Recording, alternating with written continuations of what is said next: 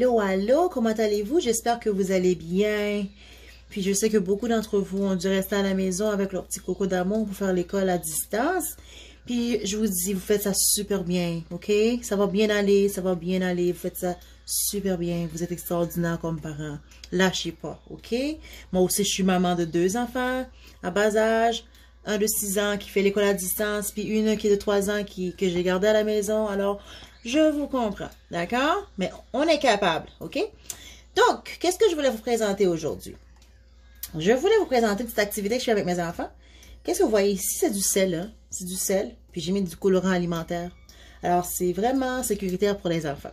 J'en ai fait plusieurs couleurs, mais j'ai décidé de prendre la couleur bleue parce que mes enfants ont voté pour la couleur bleue pour que je puisse vous présenter ça en vidéo.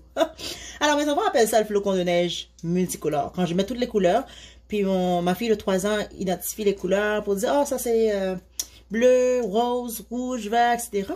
Mais qu'est-ce que je fais encore? Je la laisse manipuler pour voir la texture. Est-ce que c'est granuleux? Ou est-ce que c'est pâteux? Ou est-ce que c'est liquide?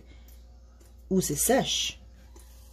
Puis, mais l'enfant va me dire, ben, on dirait c'est granuleux, là. Puis, qu'est-ce que je fais avec encore? Vous pensez?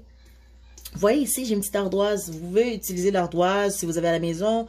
J'ai des petites coupures de forme aussi que j'ai achetées sur Amazon. Tu peux l'utiliser comme des lettres de l'alphabet. Puis, tu peux aussi écrire sur une feuille de papier et montrer à l'enfant. Puis, comme ça, l'enfant va pouvoir faire connaissance avec les lettres de l'alphabet et aussi essayer d'imiter ce que l'enfant voit écrit. Comme ici, j'ai écrit la lettre A. Je demande à ma fille de 3 ans de me tracer la lettre A. Elle va dire, ah, j'ai essayé. Elle va faire de sa façon à elle. Pas de pression. OK? On fait ça relax, on s'amuse. Puis je secoue, je peux lui dire, regarde, on va faire la lettre C. Oh, la lettre C. Oh, je vais faire la lettre R comme son nom. Rebecca. Oh. Puis tu vas faire la lettre K comme le nom de ton frère. Kevin. Ouh, on secoue. Oh, regarde. Je vais faire un petit bonhomme sourire. Ça sourit. Oh mon Dieu, ce secoue.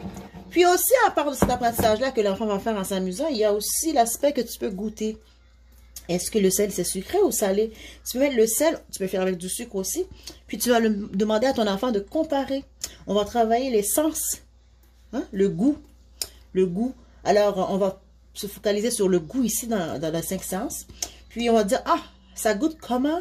On utilise quoi pour goûter? On utilise notre bouche, la langue pour goûter. Est-ce que c'est sucré ou salé? On va prendre le sucre et le sel. Alors, vous voyez, ça se ressemble, hein? Mais est-ce que tu penses que ça a le même goût?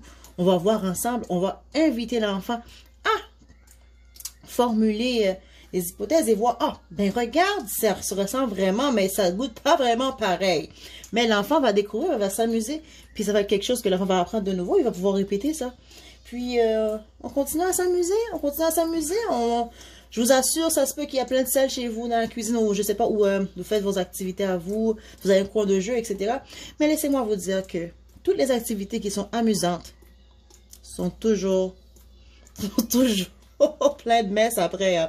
Il y a toujours des nettoyage à faire après. Mais c'est correct, là.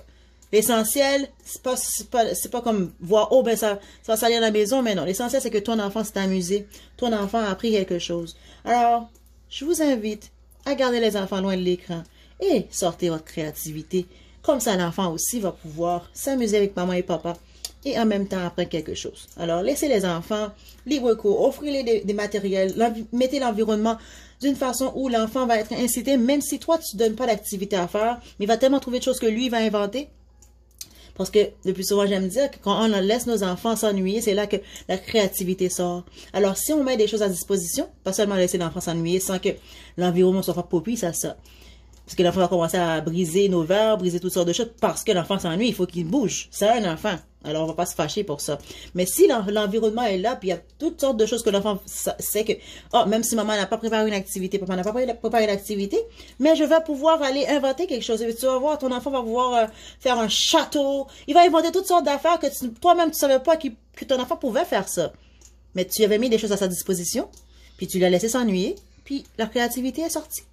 Alors, je vous invite, s'il vous plaît, je vous implore, gardez les enfants loin de l'écran. C'est pas vraiment une bonne chose pour eux autres. pour leur santé mentale et aussi physique, parce que les yeux aussi, là, des fois, ça s'abîme à force d'être sur la tablette, l'ordinateur, les jeux vidéo, ça garde... Les enfants manquent de concentration ces jours-ci, bougent beaucoup, c'est à cause de tout ça, le plus souvent, les scientifiques l'ont prouvé. Alors, l'écran a beaucoup à voir avec les comportements inadéquats de nos enfants. Alors, on va faire notre part, puis on laisse le reste à Dieu. Alors, je vous dis à la prochaine pour une autre vidéo pareille. Qu'est-ce que vous en dites? Je vous dis bye bye, bonne journée!